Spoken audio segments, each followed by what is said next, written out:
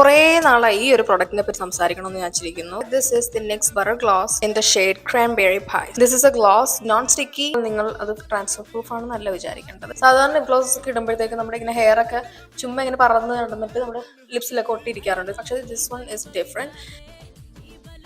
This is what it looks like.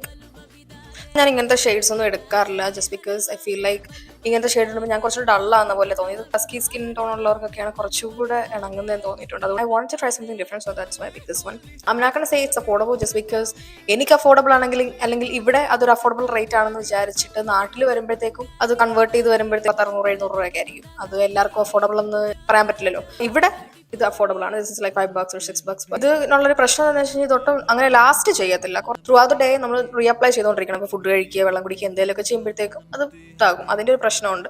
സാധാരണ lip ഗ്ലോസസിൽ വരുന്ന ഇതിനേക്കാളും കുറച്ചൊരു പിഗ്മെന്റേഷൻ ഉള്ളതുകൊണ്ടാണെന്ന് തോന്നുന്നു ഇത് എനിക്ക് വർക്കൗട്ട് ആവും.